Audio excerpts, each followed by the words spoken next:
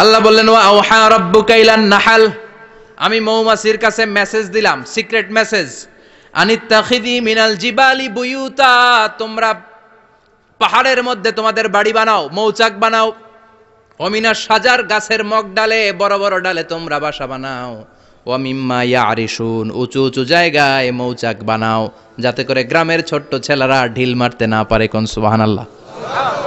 মৌমাছির আল্লাহ শিখাই দিছে। নিচু জায়গায় কোনোদিন মৌমাছির বাসা দেখবেন? নিচু জায়গায় সহজে নাগাল পাওয়া যায়, ধরা যায়।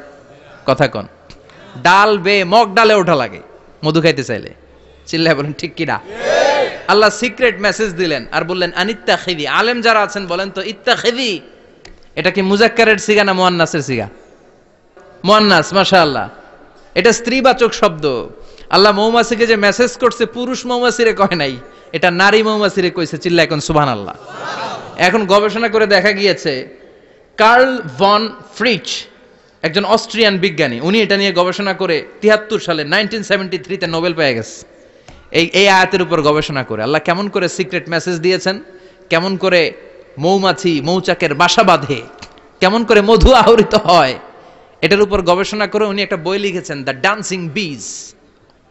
নেচে যাওয়া মৌমাছিগুলো, নাচতে নাচতে যেতে থাকা মৌমাছিগুলোর উপর একটা বই লিখে, দ্য ডান্সিং বিজ লিখে উনি নোবেল প্রাইজ পেয়েছেন এই মধুর উপরে। চিল্লায় পড়েন আল্লাহু আকবার। এখন কোরআনের আয়াত থেকে বোঝা গেল আনিত্তাখিযি মিনাল জিবালি বুয়ুতা, আল্লাহ নারী মৌমাছিকে বলেছেন মৌচাক বানাও, তোমাদের মধু রাখার জন্য বাসা বানাও। কার্ল ভন ফ্রিচ গবেষণা করে পেয়েছে মৌচাকের বাসা বানানো হয়, মধু আহরণ করা হয়, যেই মৌমাছিটা নেতৃত্ব দেয় এটা পুরুষ মৌমাছি নয়, এটা হলো মহিলা মৌমাছি। কোন সুবহানাল্লাহ।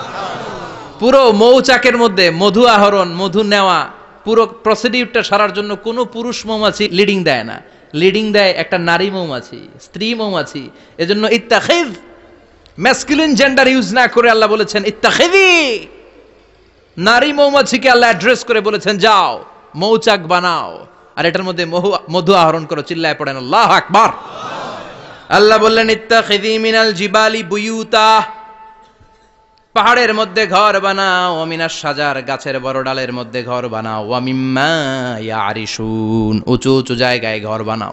উনি গবেষণা পেয়েছেন এই মধুর মধ্যে অসাধারণ কিছু ন্যাচারাল অ্যান্টিসেপটিক আছে। কি আছে? Natural antiseptic. এটার নাম হচ্ছে প্রপিলিস। প্রপিলিস নামে একটা লিকুইড পাওয়া যায় মৌচাকের মধ্যে। এটা কাটা জায়গায় লাগা দিলে স্যাভলন, ডেটল কিছু লাগানো লাগবে না। ওই প্রপিলিসের কারণে আপনার কাটা জায়গা এমনি শুকায় যাবে। সুবহানাল্লাহ পড়েন। দ্বিতীয় বিশ্বযুদ্ধে রাশিয়ান যত সৈনিকরা যুদ্ধে আহত হতো, ওরা আলাদা করে অ্যান্টিসেপটিক খাইতো না, ওরা মধু আইনা লাগাই দিত আর সুস্থ হয়ে যেত। সুবহানাল্লাহ পড়েন। নিউজিল্যান্ডের কিছু বিজ্ঞানীরা আবিষ্কার করেছে মৌমাছির হুলের ভিতরে রেমিটিক ফিভারের অ্যান্টিবায়োটিক আছে। অনেকের বাত জ্বর হয়, বাতের ব্যথা থাকে না? থাকে, মুরব্বীদের বেশি হয়। ওই জায়গার মধ্যে যদি আপনি মৌমাছি এনে ঢুকাই দিতে পারেন, মৌমাছির হুল লাগাই দিতে পারেন, ভালো হয়ে যাবে।